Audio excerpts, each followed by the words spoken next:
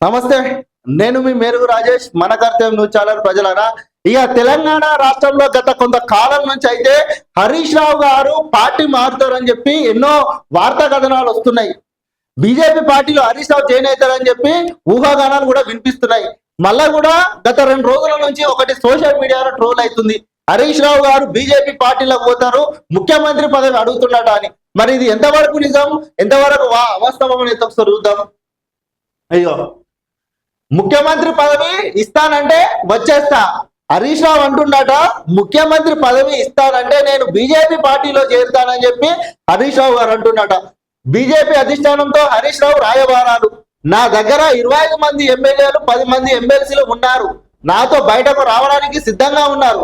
హరీష్ రావుతోని 25 మంది ఎమ్మెల్యేలు, 10 మంది ఎమ్మెల్సీలు హరీష్ రావుతో బయటకు రావడానికి, బీఆర్ఎస్ పార్టీ నుంచి బయటకు రావడానికి సిద్ధంగా ఉన్నారట.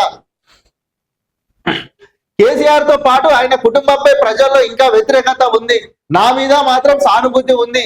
నేను బీజేపీలో చేరినా లేదా సొంతగా పార్టీ పెట్టుకున్నా తెలంగాణ ప్రజలు మద్దతు ఖచ్చితంగా నాకు లభిస్తుంది. నేను బయటకు వస్తున్నా అని సమాచారం ఇస్తే చాలు, బీఆర్ఎస్ పార్టీ నుండి పెద్ద సంఖ్యలో చేరికలు ఉంటాయి. 2016 నుండి నన్ను ఎన్నో విధాలుగా కట్టడి చేయడానికి ప్రయత్నాలు చేసిన కేసీఆర్, కేటీఆర్లు విఫలమయ్యారు. అత్యధిక శాతం బీఆర్ఎస్ పార్టీ నాయకులు, కార్యకర్తలు నా నాయకత్వాన్ని కోరుకుంటున్నారని కేసీఆర్ కు తెలుసు. నాకు పార్టీ నుండి ఫండ్స్ వద్దు, అధికారంలోకి రావడానికి కావలసిన నిధులు నేనే సొంతంగా పెట్టుకునే శక్తి నాకుంది. నా డిమాండ్స్ ను ఒప్పుకుంటే సరే, లేదంటే సొంత పార్టీ పెడతా. వచ్చే అసెంబ్లీ ఎన్నికల్లో గెలిచి అధికారంలోకి వస్తాను. కేంద్ర హోంమంత్రి అమిత్ షా, బీజేపీ జాతీయ సంస్థాగత ప్రధాన కార్యదర్శి బిఎల్ సంతోష్ ను కలిసిన హరీష్ రావు. మొత్తం మీదనైతే హరీష్ రావు అయితే బీజేపీ పార్టీలో పోతున్నట్టయితే సోషల్ మీడియాలో ట్రోల్ అవుతున్న మాట మాత్రం ఇది వాస్తవము. మరి నిజంగానే పోతాడా? వాళ్ళు ఏమంటున్నారంటే ప్రధానమంత్రి నరేంద్ర మోదీతో చర్చించి మార్చి లేదా ఏప్రిల్లో తాము నిర్ణయం ప్రకటిస్తామని బీజేపీ అధిష్టానం చెప్పింది. ఇక ఈయన చెప్పినటువంటి డిమాండ్స్ ఏంటంటే, నేను బీజేపీ పార్టీలోకి వస్తా, నా దగ్గర 25 మంది ఎమ్మెల్యేలు ఉన్నారు, 10 మంది ఎమ్మెల్సీలు ఉన్నారు. కేసీఆర్ కుటుంబం మీద తెలంగాణ రాష్ట్ర ప్రజలకు ఇంకా అసంతృప్తి ఉంది, నా మీద మాత్రం తెలంగాణ ప్రజలకు సానుభూతి ఉంది. నేను పార్టీ మారుతున్నా అని చెప్తే బీఆర్ఎస్ పార్టీ నుంచి పెద్ద మొత్తంలో చేరికలు ఉంటాయని చెప్పి హరీష్ రావు బీజేపీ పెద్దల దగ్గర పోయి మాట్లాడుతున్నాడట. మరి ఇంతవరకు ఈ వార్త మాత్రం మెయిన్ పేపర్లలో రాలేదు, సోషల్ మీడియాలలోనే ట్రోల్ అవుతుంది. మరి ఇది ఎంతవరకు వాస్తవం? మరి నిజంగానే హరీష్ రావు గారు పార్టీ మారుతురా? ఎందుకంటే గత కొంత కాలం నుంచి కవిత హరీష్ రావును టార్గెట్ చేసి విమర్శల వర్షాలు గుప్పిస్తుంది.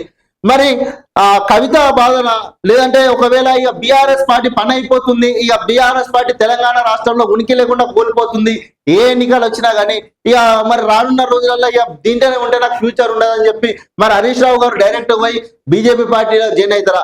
మొత్తం మీద ఏదేమైనప్పటికీ కూడా బీజేపీ పెద్దలతోని హరీష్ రావు గారు టచ్ లోకి పోయినట్టు తెలుస్తుంది. ఏప్రిల్ మార్చిల మొత్తం మీదనంటే ఎలాంటి సమాచారమైన వాళ్ళ పెద్దల నుంచి రావచ్చు, నరేంద్ర మోదీ దగ్గర నుంచి మాట్లాడిన తర్వాత చెప్తామని చెప్పినట్టు కూడా సూచనలు వస్తున్నాయి. మరి ఇది ఎంతవరకు నిజం? మరి దీనికి బీఆర్ఎస్ పార్టీ నాయకులు సమాధానం చెప్తారా, హరీష్ రావు గారు సమాధానం చెప్తారా? దీని మీద మాత్రం కంపల్సరీగా మీరు సమాధానం చెప్పాలి.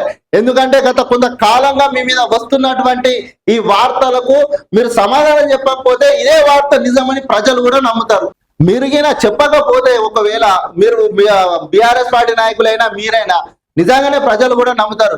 ఎందుకంటే మీరు దీనిలో వచ్చిన కథనం ఏంటంటే, నాకు పార్టీ ఫండ్ అవసరం లేదు, నేనే నా సొంత నిధులతోనే నేను అధికారంలోకి వస్తా, నిలబెట్టుకుంటా, నేను గెలిపించుకుంటా, అధికారంలోకి వస్తా, లేకపోతే సొంతంగా పార్టీ పెట్టుకుంటా అని హరీష్ రావు గారు చెప్తున్న మాటలు ఇవి ఎంతవరకు నిజము లేదా అవాస్తవం?